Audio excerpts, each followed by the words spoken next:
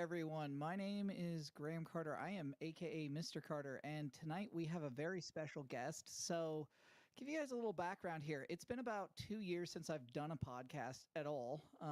Main reason was is sort of the end of COVID. We were done being locked inside, and we all said, "All right, well, let's go out and do things."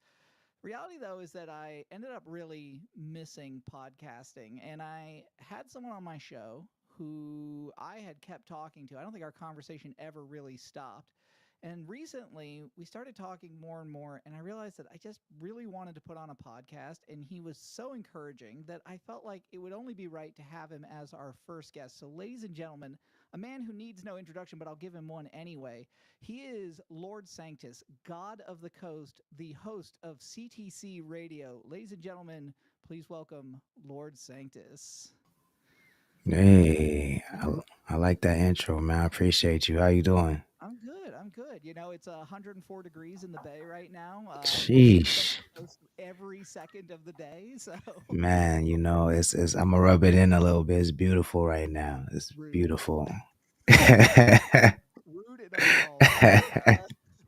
So one of the reasons why I wanted to have you on the pod was honestly, you and I have been having this sort of elongated conversation. So there's something called the Dunning-Kruger effect, which is a psychological principle that says if I have a little bit of knowledge about a subject, I will overestimate my ability to either execute on that subject or, really the ability to explain to others or help extrapolate positive outcomes out of a subject. So, super funny story. The way this was discovered, there was a man who had found out that you could use lemon juice as invisible ink on a piece of paper. He then covered his face in lemon juice and robbed a bank. And when he was caught, he said, "I don't know how you guys could have seen me. I had lemon juice all over my face." And it sort of has been things in the back of my mind. I mean, obviously, there's all the political aspects of our lives going on right now, which are just insane, and people commenting on things that maybe they shouldn't. But it really kind of came to the head with Kendrick Lamar and Drake. You and I started talking about all the ways that people were making really uninformed statements about it. And then I'll kind of let you take the story from here. So Kendrick Lamar and Drake start beefing. Take it from there. What happens next? In the world or on the coast? On the coast, specifically. Okay. Yeah. So from my perspective, the beef pops off, and I immediately well, actually, let me back it up. First of all, thank you for having me, man. This is dope. I like this whole setup. I feel like I look cute. You know what I'm saying? I like your lighting setup as well. Um, uh, but yeah, the beef pops off immediately. Like I'm just kind of doing a case study on humanity in general, just kind of like observing behavior and noticing how tribal we're becoming and how everything gets kind of politicized. And I just knew that this would be mimicked in smaller markets in the worst kind of ways. I had no idea what that would look like, but I remember 30 days before everything on the coast popped off, I posted on my story and said, I wonder who will be the first from the coast to mimic the Kendrick and Drake beef. And lo and behold, uh, art imitated life, or life imitated art, rather. And straight legs, no chase up in here. What's good? Um, we started talking about the beef on CTC Radio, and FG Thriller, an artist from Lompoc, California, who makes music that I enjoy, um, or enjoyed at one time. Um, he took a side. He was more of a fan of Kendrick than Drake. And I just personally have always liked Drake's music. I like Kendrick's music as well. I'm just not a Kendrick stan. Like Kendrick songs that I think are great, I like. But overall, I just like Drake's music better. It sounds better to my ear. And so I was just kind of expressing that, like, there was a lot of weird hypocrisies that were coming out from the battle, like from the fans. And this whole battle really made me realize that like my issue was never really with Kendrick, and it was always with his fans. And that's what I kind of really, that's, I feel that it sucks that that made me kind of not listen to Kendrick. But I realized that throughout all of this. But um he you know, I just was saying like we shouldn't moralize or like identify, we shouldn't use this battle to like identify ourselves in any way, or like moralize, like, or connect it to our morals or ethics, because it can get tricky when you do that. Right? Like if you grandstand and you virtue signal, and then your closet is dirty, and the dirt starts, you know, piling out of the closet. Like it's, you know, it's never fun, it's never fun. And so that was my only kind of concern, and that's all I really said in a nutshell. um FG took that however he took that. I can't speak to how he interpreted it. I didn't understand it myself, honestly, but he took offense to it for some reason, and just started tagging me in hundreds of posts for like the next week. Hundreds of posts every day, all day. I never responded until one post where it felt a little like he was attacking my character. And so I was like, I'm not gonna like go back and forth with you on social media. I'm just gonna reply on my show on CTC Radio, because that's my platform. So I replied on the show. I invited him on beforehand, told him what time I would be on. Um, and he wasn't able to make it for whatever reason. But I still did my show as I always do, and I was just gonna reply to it anyway. So I read through the post, I said my replies, and he still took offense to the fact that I spoke about it without him being there, which is a thing in, and I don't know if it's a hip hop thing or if it's like a manosphere thing. I think it's more of a manosphere thing, but there's a thing about people where people say like a real man doesn't talk about another man if he's not present, and I'm like, yo, then how are conversations being had? Like that just doesn't make any sense. I don't agree. I personally don't agree with that. So but I didn't say anything, you know, incendiary about him at all. I wasn't talking shit about him at all. I just replied to the parts that I didn't agree with. But he saw the next day, turned up even more, continued tagging me. And he saw, you know, the banter that we have in the chat. You know firsthand I have how no idea what you're talking about. I've never been in your chat. I don't know what you mean. That's you know, crazy. you know firsthand how the chat can get, and you know it gets a little spicy in there. But I don't think, I think even for how spicy it gets, that was a mellow time. I don't think anybody said anything outlandish or anything that wasn't true, but he took offense to more so what Uno said, even though, like, not to throw you under the bus, just to speak truthfully, like you were going harder than Uno. You know what I'm saying? But he took offense to what Uno said, and that was the long-winded way to say this Kendrick and Drake situation sparked off a battle between FG Thriller and Jay Uno because of that whole journey. And I'll stop right there. All right, pause. First off, as my own attorney, I've never said anything spicy in your chat. You said that exactly. But the reality is like, yeah, I yes is the short answer. The second sort of question is, let's back up a second, because there may be people who are just not familiar with hip hop. What is the importance of the battle to an artist, right? Like, how big of a deal is that? I probably have a much different opinion than most people because I came up through the battle scene, and like I'm just a little jaded by it. But I do think like overall to the culture, it just is it's a rite of passage for any artist who really claims to be the best. You know what I'm saying? It's a proving ground. And even though there's really no like, I mean, the only value is clout, really, at the end of the day.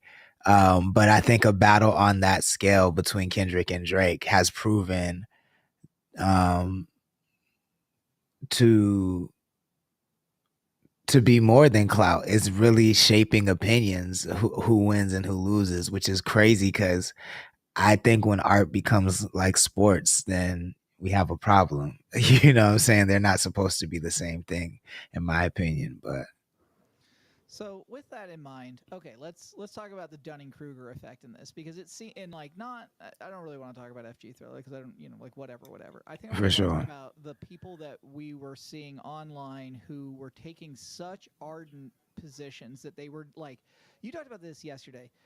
You can't pretend like you never liked Drake. I mean, it's okay to say like, "Hey, I don't like him now," but you Right. pretending like you weren't playing the motto back then does not really calculate when I can go back and see your Facebook, feed. So, what what is it in most people's lives you think that allowed them to create in their mind a reality where they had to A, take that hard a position, or B, had the right to take that position in the first place if they don't actually know anything?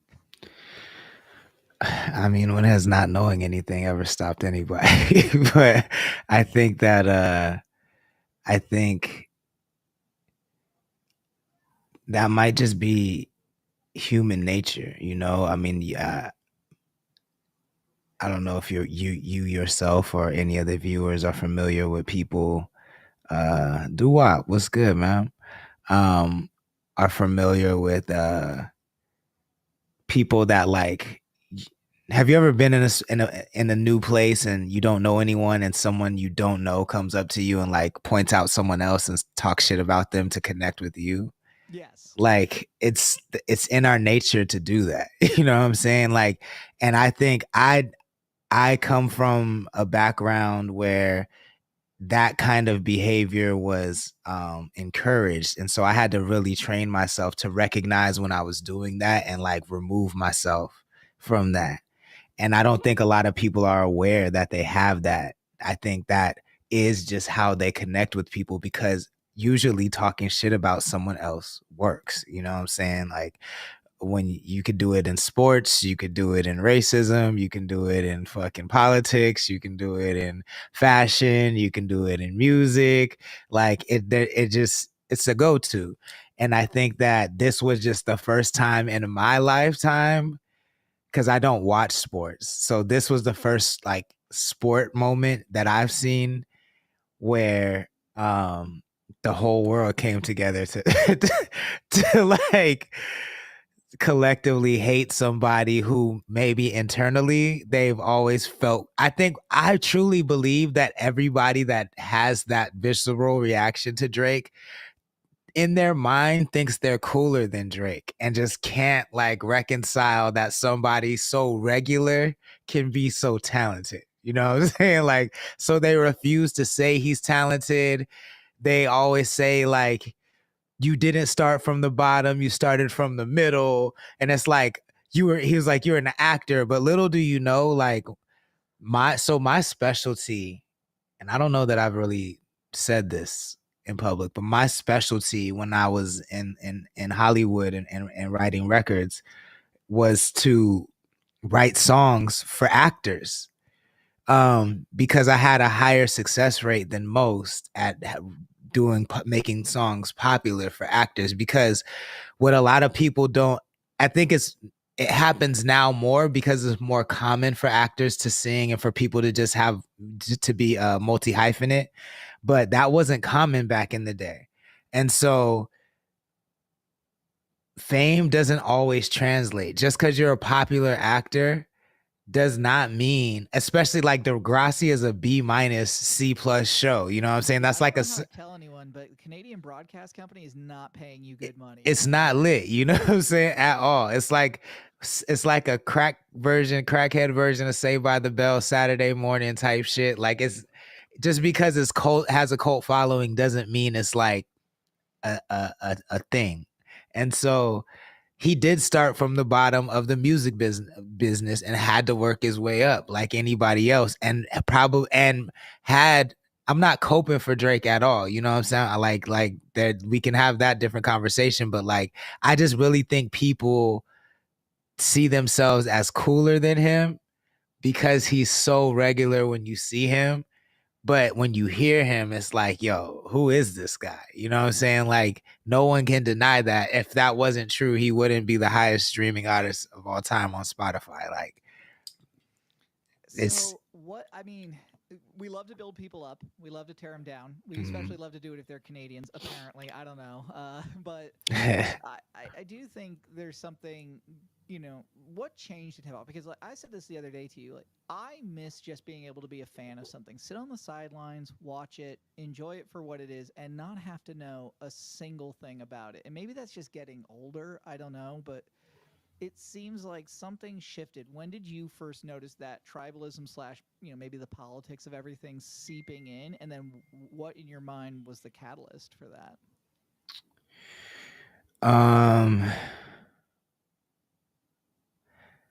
I started noticing around the rise of Chicago drill. I don't know what year that was, but the comment section changed everything. Everybody had a voice and people were building personas based on the comments that they would drop. You know what I'm saying? And the more polarizing the comment, the more attention you would get. And sometimes that would lead to other gigs. Or, your podcast would take off or your platform would take off. And then I think that like the rise of the content era as well, everybody being a journalist um, is, it's so funny because I used to pray when YouTube first started. I was on the bandwagon of like, yo, it would be so dope if like everybody had their own channel always on. And like, yo, that like I'd never watched TV. And that part's true. I do mainly watch YouTube over television, but like there's something to be said about curation. You know what I'm saying? Like non-algorithmic curation. You know what I'm saying? Like there's something to be said about that. I think there's also something to be said about discovery. Like I think when all the rise of the comment section, the rise of like 24-hour always on content was the death of curation and discovery. Like you had to I think it hasn't been for the blog era was probably the last time, and the blog era was different than the magazine era because the blog era you had RSS feeds and the information came directly to you. But there was still some work in discovering, sifting through all the blog posts and finding like the gems. And then the magazine to me was like an elevated level of that because you had to leave the house, go to the store, make sure the store had the magazine you wanted. Like maybe there's only one ill article in there, you know what I'm saying? Like if you're like me in a small town, you see in the fashion ads, call in the fashion, like, yo, can I order this? Like, who the fuck is this? Get off my line, bro. No. Like we're not gonna send you one piece. Like, no. this is where for the showrooms and shit like that. So like you had to put in work just to find that, and then it's like, oh shit, like Naughty by Nature is gonna be on the cover. I need that. Like I need to read this article. I need to know what they were doing to create this music and this flow. And like it was about music, and it's no longer about music, first of all, and it's about personality versus music, and then all of those things are missing. It's just always on information in your pocket. And honestly, it's led to entitled fan bases. I personally think like inside some of the things I see these fan bases do is absolutely wild to me. Absolutely wild. Yeah, I was so I am also likewise addicted to YouTube. I don't know what it is, but it seems to have driven down my attention span. Like I can still watch a movie or a TV show, but if I've got a lunch period, I want to digest like 10 professional wrestling videos as fast as I can. I am definitely getting on YouTube and I'll watch that. Like my wife will come and she'll be like, what are you doing? And I'm like, oh, I'm watching YouTube. She's like, can we actually like watch something? Nah, babe, this like 10-minute video is really fire. I guess my question is, so, all right, you've got all this sort of stuff playing in your head. This situation is popping off in, to use a military term, your area of operation, right? And you can't get away from it because it's not like it's, again, I was there, and yes, I was absolutely stirring the pot because I thought it was inadvertently hilarious, right? But also, I think, sorry, one of the viewers is saying that I am very quiet. Is that better? Let me know. Yo, If that's that's better. so much better. You could even go a little more if you Oh want. shoot. Okay. Well, we'll just go that high. There Then. we go, Hey, my guy. good voice, Hey. everybody. So, hey, listen, the things we're learning. I'm just right now. I'm like, okay, cool. It has to be at 10. All right, got it. So, I think that you got all this stuff playing in your head, but I'm also watching you as your friend, right? And I can tell it's wearing on you. Where are you at emotionally as this thing begins to just get bigger and bigger and bigger? I mean, I'm gonna be real. It wasn't wearing on me like that. It was just it was very annoying, right? Because it feels like if you're it feels like you're in an alternate reality, you know what I'm saying? Like, and everything you know to be true is it just falls by the wayside because of other people's opinions. You know what I'm saying? And so that to me is really annoying. It's not the first time experiencing that, but it was really annoying in the sense that, like, no disrespect, like, just from a life standpoint and a experience standpoint, know much more than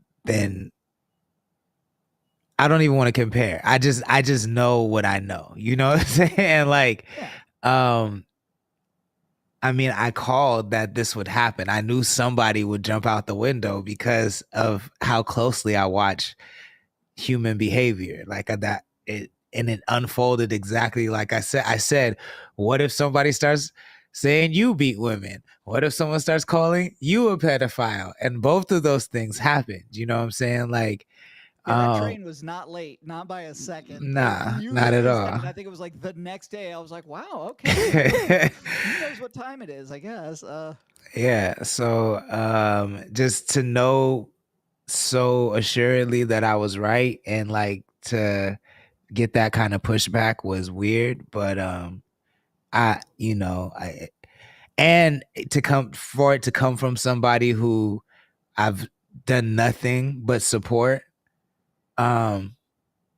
never said a bad thing about, you know what I'm saying? Like, didn't throughout the battle, never played the diss tracks, never played either diss track, pretty much only just defended myself throughout, like, and was still painted as the problem. It was eye opening and it was a little disappointing, but we've moved past it.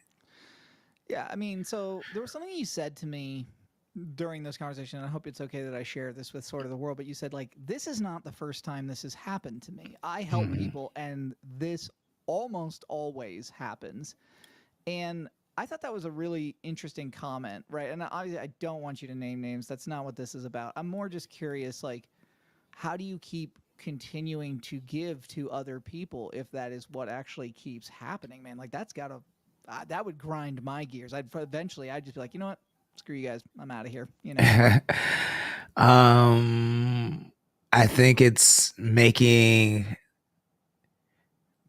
I mean, the goal for me has never been to make one person popular. The goal is to make the coast popular.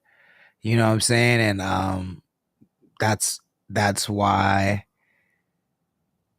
it's easy to keep going, because they aren't the goal. You know what I'm saying? Like, the door is open to people who I vibe with, and until we don't vibe, then the door is open, and that's kind of a byproduct of what comes with it, I think. It's annoying, but now it's predictable. Like I can kind of see the habits. Like I think in the last situation, to be 1,000% real, like I've just been a fan of his for a long time. I couldn't say that I really knew him as a person. You know what I'm saying? So, we've hung out around each other a lot. We've performed on a lot of the same stages, but like we've never had like deep conversations or anything like that. Like not too deep beyond like outside of the DMs.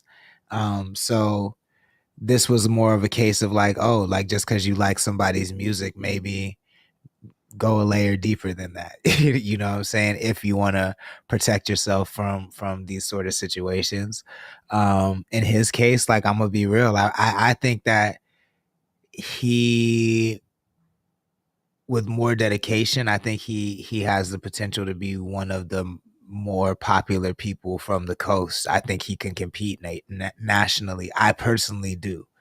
Um, but that being said, like these moments prove to me who is equipped to handle that kind of attention, and who isn't. Because if, a small podcast slash radio show can turn your whole world upside down, what is TMZ gonna do? You know what I'm saying? So, and I don't want to I don't want the coast or myself to be represented by anybody that makes us look wild. You know what I'm saying? So, it's good to find these things out now, I think.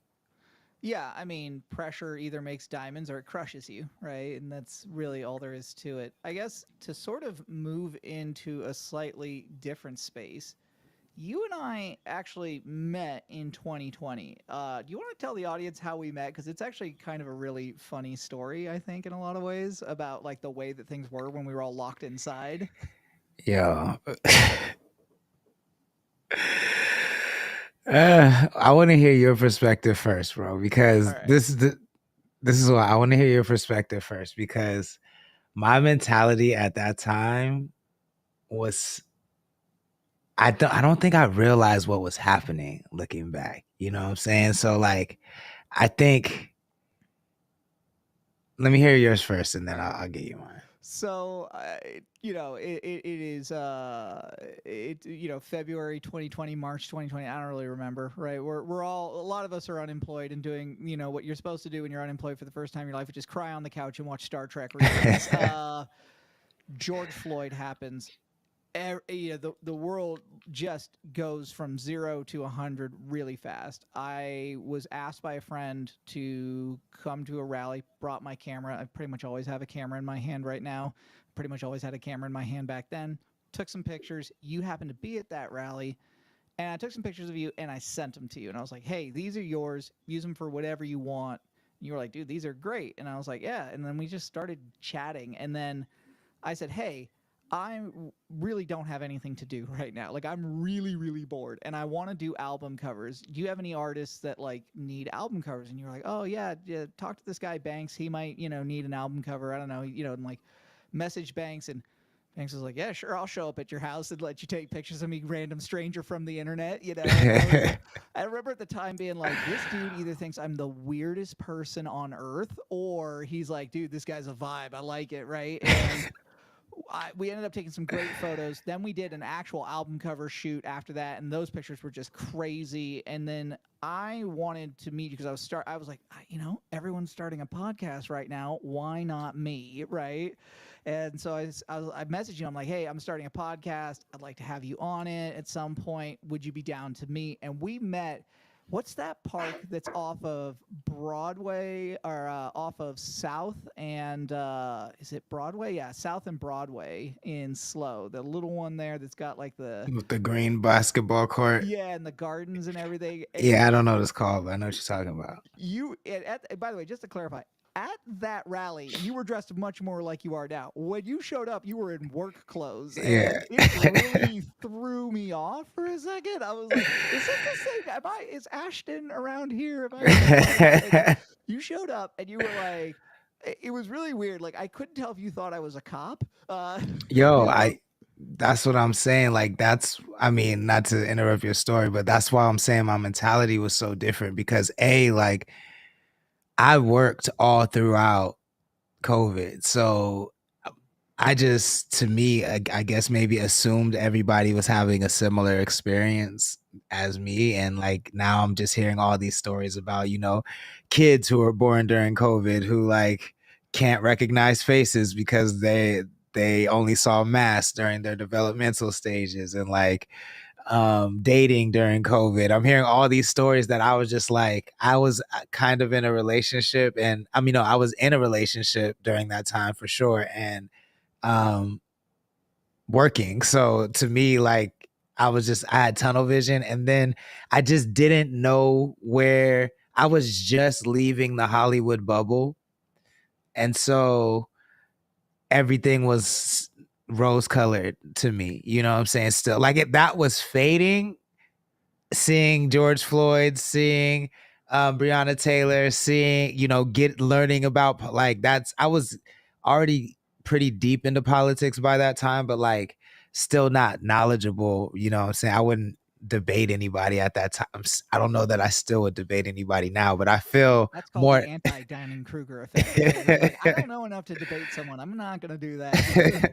But I feel knowledgeable, you know what I'm saying? And like, um, but I just didn't know like how tenuous sanity was at that, like, and that time showed me. So like I was a little on edge like for a while, especially just because I'm like, yo, if I don't know who around me is posing as a friend and has ulterior motives. I don't know. You know what I'm saying? Like I have been told that like cops were watching my page.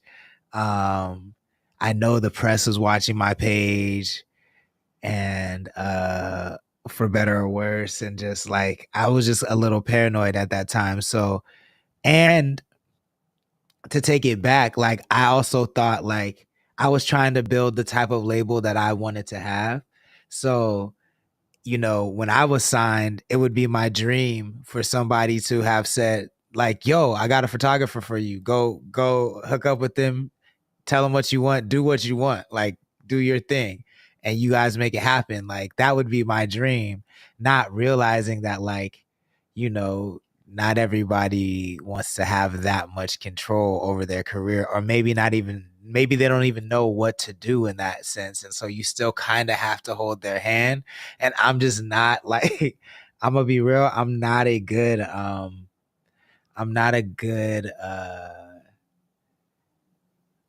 I don't have good bedside manner. You know what I'm saying? Like I just, in my mind, things like click, and I expect it to click for other people, and I'm working on that. And sometimes it doesn't. And so in that sense, like I was just kind of like, oh, it's weird that not everybody is just like linking up with Graham all the time to like be creative. You know what I'm saying? And like, but I don't have time to figure out why that's not happening, because at that time the whole roster was active, you know what I'm saying? Whereas Right. now it's not like that. Um, so I was a little on the fence, but I think that to me, the thing that stood out when we first met is that, because I'm gonna be real, like meeting people during the protests, like again, I was just super. I not I'm not trying to ascribe this to you, but there is such a thing as white guilt, you know what I'm saying? And there was a window where like people were just offering weird and wild things, and like they're offering friendships and they don't really want to be your friend. They just want to make sure that they're in a safety zone. You know what I'm saying? Like so to me, it really, when you locked into the community and was like, oh, I love Shorty Doo Wop's music, I was like, oh, okay, like A, he knows hip hop, and B, like he's really locked into the community. Like that's when my guard came down. You know what I'm saying? So It took us, I think it was like 3 months to get you on the show. Like almost everybody went before you. I think Shorty went first, and we did this crazy album cover shoot. And talk about someone who wants that level of control and has like a vision for everything he touches. Like I can't wait to have him on here again. I can see him in the chat. He said, "Screw you guys, I'm going ham." That's kind of his voice. And my wife said that anti Dunning Kruger is just imposter syndrome. So touche. Yeesh, yeesh. But yeah, I mean, and then Jay Riley went on, and that was a great interview. And we did some shots for him. And I think my thing was always at that time was never go to a party if you're not bringing something, right? There are so many people, I think, in creative spaces that just want to be there because they want to be seen and they think that that's somehow going to augment their creativity. And the only way you get more creative is just by doing more things. So I was like, all right, cool. Here's what I can contribute. If that's enough, great. If not, also cool. That's not for me to say. And then you came on, and I think back then I wasn't doing things live. I was just recording it and then chopping it up afterwards. I think we talked for like, I think it was like 2.5, 3 hours almost. Yeah, something like that for sure. So I guess my other question too is like, so, you know, you were mentioning you were in a relationship at the time. I was married to somebody else at that time, right? And I guess how did that period of time affect your personal life? Because like for everybody, I think it's like a really different story. It either made relationships or just cracked them. What was it like for you during that time? I mean, I had just moved back here in 2018, and that was really disruptive to our regular routine as a couple. And so I think right when we were kind of adjusting to the distance, COVID hit, and it was all downhill from there. And I was kind of just acclimating to being back home, figuring out the reins, and honestly appreciating being able to be outside because, mind you, like before COVID, I did a lot of shows, a lot of small shows in empty venues, but a lot, and never was appreciative of the audiences, honestly, because it was kind of always like, yo, why is nobody in here? The type vibe. But then you're stuck inside for, 2 years or however long we were stuck inside, and like now every time we can get on a stage or like I can shake a DJ's hand, I'm like in the building and like super ecstatic to be there because I know what it's, and I didn't realize how much, like, I'm not a social person in the sense that like I'm gonna go out and meet new people and talk to everybody, but I love to be in the mix and just like watch culture happen, you know what I'm saying? And like not being able to do that was was torturous, and realizing like once everything got going again, like we live in a place where we can do Frog and Peach, we can have residencies because nobody's there, there's no venue that's so popping that we can't like do a deal with them. So being able to take advantage of that, I was just so appreciative for coming out of COVID. But I think it was just kind of figuring out where I fit in on the coast, because I wasn't trying to go viral. Like, and how do you build a market like that? I've never seen. This is a story I've never seen before. You know what I'm saying? That I've never really seen a blueprint of how to build a market. Not saying that it's never been done, but I don't know. So, and also seeing the decline of the empire of America and the empire of hip hop, and knowing that whatever I create, I want to kind of future proof it so it we don't see that same decline if it's at all possible. Yeah, I mean, there's a lot to unpack there, as my boss says. By the way, for those of you on Instagram, I am not sure. We're coming up on the 44-minute mark. At the hour mark, I'm not sure if Instagram is going to boot us. So if it does, head over to YouTube. The link is in the bio. Feel free to catch there. It might not, so if it doesn't, don't feel like you got to pile out. But to unpack kind of what you were saying there. What did you fill your time with when you were locked indoors? Because you're much more of an extrovert than I am. I was like, cool, I get to be inside and watch Star Trek and not talk to people. Hell yes. But what did you fill your time with when because obviously you worked, but there's all that time in between. You can't go just out and see your lady and do stuff. So what were you filling your time with? um, what was I doing?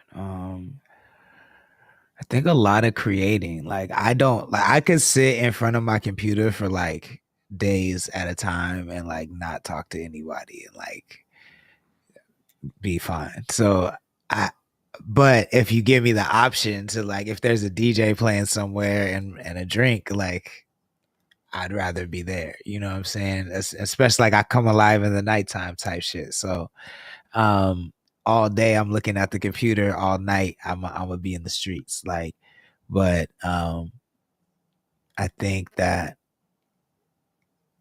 um I actually fully lost my train of thought, man. What were you doing in the middle of COVID when you didn't have anything Yeah, else to do? I think I think I was just looking at my screen. I started creating a book. I was really diving into AI. I was really learning about NFTs at the time, metaverse. My job was towards the end of COVID, my job was in the NFT space and I worked for a company in Russia. So I was waking up every morning at like 4 in the morning to have meetings and shit like that. And I'd be off work by like 1, but they were paying me hella bread and like we got to do hella like ill shit. So it didn't I like my COVID was not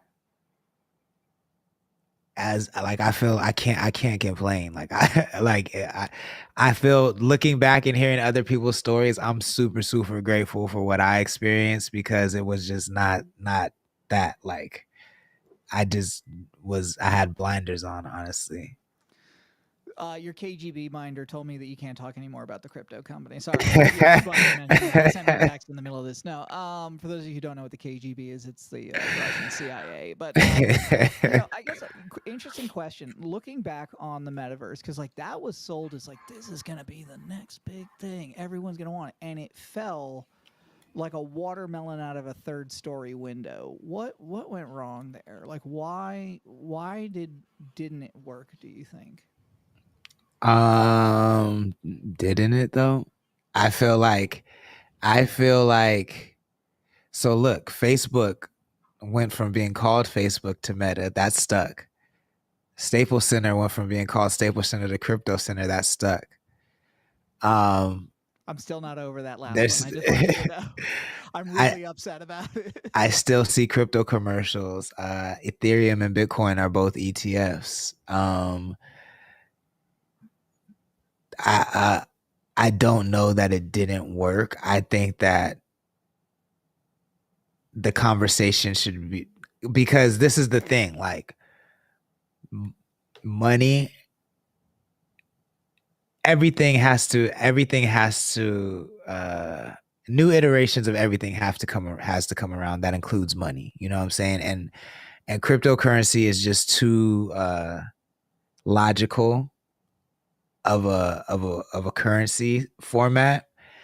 Maybe not for everybody, not for all things, but it's just too logical for it to not take hold. Um, NFTs, which when you really break it down, I think the messaging was just off. That's what 100%. The messaging was off. The wrong messengers were involved. 1,000%. Like I was that's just wondering when you were going to get to the messengers. that's just all it is. It's the messaging was off. The messengers were wrong. Like because when you really break it down, um, the metaverse is just video games, but you can own the shit that you buy in the video games. It's just the blockchain element, which adds the commerce layer and like where you can own these digital items and now you can sell them off market and off platform. Like that's the metaverse element. That's ultimately where that shit is gonna go. Like who doesn't want to own their shit? It wasn't explained like that. You know what I'm saying? Like it was all this extra shit that didn't matter. And it wasn't like, yo, this technology is going to help you own the internet. That's all the blockchain is. The blockchain is a new internet, and NFTs are the files that are on that new internet, and you can own and sell those files like real world assets because of the way that that internet is set up. The internet needs to be reiterated upon. Money needs to be reiterated upon. AI is not even new. It's been reiterated upon. You know what I'm saying? Like just with the transformer element and the large language models, but AI has been around. Siri has been AI, and before that, like so, autocorrect is AI, and we had that in the Nokia phone. So I feel like it's always messaging and the messenger, and for some reason, tech people believe this is yo. Uh, this is it. Woo-saw. Woo-saw. I can feel it coming. These lines have to be drawn, in my opinion, where like I just said, art should not be sports. I don't think art should necessarily be competitive. Are there competitive elements in certain art forms? Sure. You know what I'm saying? But like, should art be competitive? No, I don't think that's healthy. I think it makes people a little crazy and a little off balance. And like the same thing as business. I go to so many conferences and business meetings and like hear people compare business to art. Business is like art. Like you got to understand, like it's to create, you got to be and it's like no. Business is business. I know you want to be an artist cuz everybody wants to be an artist. That's the thing. And it's like no. You might be great at business, but you're not so great that you're Picasso. No, it's business. It's not art. And like I think that everybody wants to claim what they're doing. As I see athletes, the way he's doing the double with the backhand, it's art. And it's like it's cool as fuck. It's not art. It's athleticism. You know what I'm saying? Like that is that. This is this. The only time I've ever seen it blended actually well at all is professional wrestling, which is just dance. And that is an art. That's an art because it's a play. You know what I'm saying? Yeah. It's that I would consider that more of an art. With the costumes and by athletes, really. 1,000%. 1,000. That's more art. And like, it's not that you can't see the artistry in it. You can see the artistry and maybe copy or the marketing campaign. I'm not saying there are not artistic elements within those things, but like then that leads to fucking Elon Musk coming out trying to do weird dances and hanging out with rappers and shit. It's like, yo, get the fuck back to work. Stop killing people with these fucking self-driving cars. You know what I'm saying? Like, figure out the tunnel shit that you promised us 10 years ago. Like, stop, like, get back to work. But you want to be with Busta Rhymes and shit and Dave Chappelle.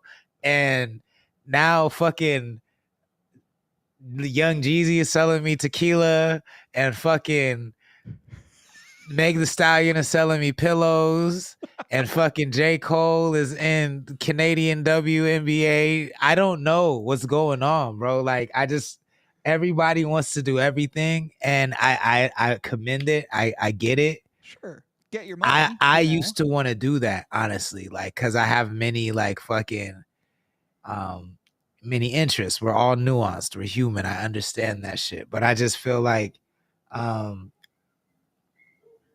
it's okay. It's okay to just be good at your lane and say I'm a good business person. I'm a good fucking accountant. Like not I'm an artist. And now you gotta like take on that persona. I just think if everybody has swag, nobody has it. And that's what's happening right now. Everybody in the world has swag, so nobody has it.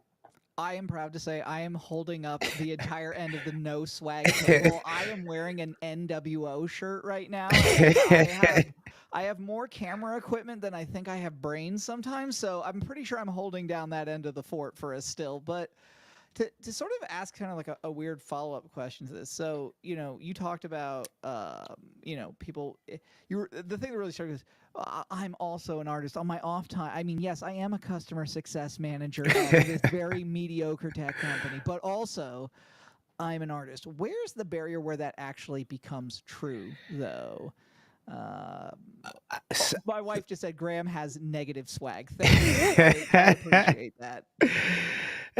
She's so right about NFTs being uncool. Like that is exactly it. Like engineers trying to tell people what's cool is like insane.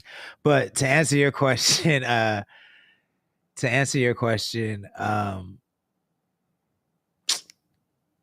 what was your question? Like, I'm what's the sorry. credibility metrics, right? Like, okay, Oh yeah, yeah, I yeah, yeah. work in tech, but I do actually legitimately, again, I Yeah, have a for podcast and sure. take photos. So, For am I an sure. artist? Yeah, absolutely. Because that is the artistic side. Like, but you're not saying like, are you like I'm the most artistically criminal justice perform? Like, I know you work in the criminal justice system. I don't know exactly what you do, but Yeah, like you're not saying you're an artist at that. That's right. not what makes you an artist. You know what I'm saying? And then going to work dressed like fucking 2 Chainz and shit like that. Like Babe, I that's got to not borrow what's some clothes. I think I overplayed myself here. Sanctus is telling me that's 2 Chainz outfit's no good. that's not that's not what's happening. And I think for me, I think what bothers me about that is like in my mind, art requires sacrifice, right? Like I don't think you have to be a suffering or starving artist. I'm not saying that. But art does require sacrifice in that like you you have to dedicate a certain amount of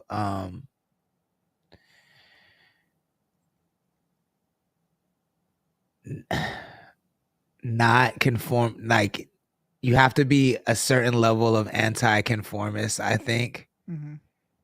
And you sacrifice, even if it's not money or time, there is a level of comfort you have to sacrifice as an artist to really put your stamp on culture, I think, personally. You know what I'm saying? Like if you're not doing that, if that's why it's hard for me to equate somebody who looks at a trend and then copies that trend because they know that's going to put them in the algorithm Right. on the same level of somebody who creates something that didn't exist. You know what I'm saying? Are they both artists? Sure. Are they both creatives? Sure. Should they be compared? Absolutely not, in my mind. Like it's not the same thing. And I feel like that line is the line I'm trying to like distinguish. It's not necessarily that anybody can't be a creative. Right. It's just that like what have you sacrificed to be that creative? You know what I'm saying? Because most of these people that I'm seeing, you just want clout. Like you saw, oh, this person hit a lick because they did this kind of content. I can afford $500 setup. I'm gonna do it too. But you don't have anything to bring to the larger conversation. You don't have any different or new perspective to add.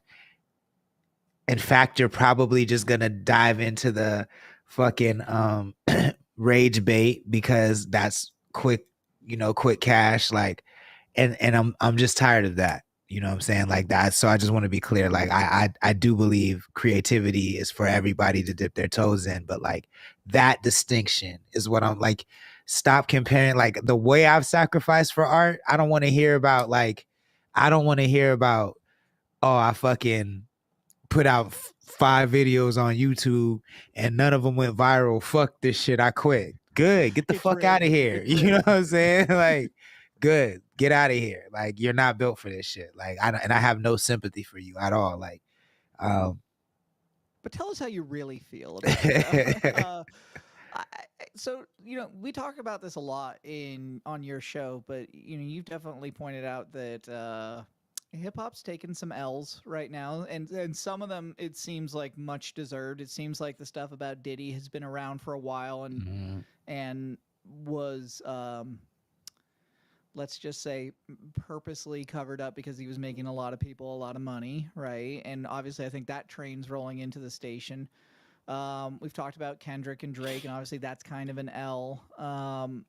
But the biggest L that I've seen in terms of like a true creative going off into the wrong place, and we've talked about this, is Kanye, right? can someone please explain to me what went wrong? Because I don't understand. I love his albums, and I felt like this is the first artist other than Anthony Bourdain. When Anthony Bourdain died, like I actually like cried. I was really upset, and then this was the first artist where I was like, I felt almost personally betrayed a little bit. So in That's your so mind, funny. like what went wrong? Like how did we get here where there's literally a version of Dave Chappelle's Black Nazi on? um so I have been thinking about this for a while. And I never really loved Kanye. I was never a Kanye stan. Because like didn't know him or anything like that, wasn't close to him, but I was close enough to see a lot of his rise, and was never really impressed because I knew a lot of I think it just ended on Instagram. Yeah, it did. It did. It's okay. And I knew a lot of what was going on behind the scenes. And so like I'd see something behind the scenes and then see him jump in front of the camera and be like, I'm a goddamn genius. And I'd be like, yo, if I had all the resources that you had and could like fly 90 people out to Hawaii, rent out the top floor of the dopest hotel and tell them create me a masterpiece and just say, no, you change this, you change this, you change this. Like I would create the greatest shit alive too. And a lot of times you didn't even create the greatest shit. Like to me personally, like I didn't really start rocking with him until graduation. Like I feel like graduation is uncontestable art. Like same with my dark twisted fantasy, uncontestable, fantastic art. But I wasn't even really on the Kanye train until that time because I'm like, you're fucking with Daft Punk and Timbaland, bro. Like, you can say, hey, Timbaland, come fix these drums. I can't do that. You know what I'm saying? I met this nigga a couple times. He ain't picking up the phone for me at all. So like to hear him call himself a genius and like to say like I struck, like to me that's the thing that always killed me when I was in Hollywood, and it did make me a little bitter because you'd hear these people like Kanye always complaining about not being heard while they were in the room, never acknowledging how hard it is to even get in the room, and you were just walked in the room because no idea is your neighbor or whatever else. You know what I'm saying? Like, and of course everybody has a struggle, you know what I'm saying? Like we just talked about that earlier. I don't think just because Drake started in the middle class and was on Degrassi means he did not struggle to become Drake. Like I also don't think that I'm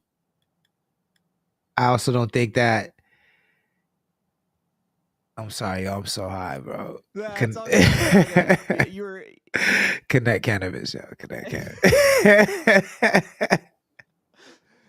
my mom's gonna watch this and I'm be like, what's Connect Cannabis? I'm gonna be like, Mom, don't just it's too strong. It's too strong. Although might mellow out my mom a little bit. My bad, yo. My bad. No, it's all good. So I think that I knew shit was off the rails with Kanye when he, with a straight face, said Ford, Disney, Picasso, West. I was like, I mean, Ford, sure, maybe you can make really bad motor cars. Disney, maybe. I thought that was a very interesting one. In hindsight, I'm like, yeah, because he was also kind of a closet Nazi.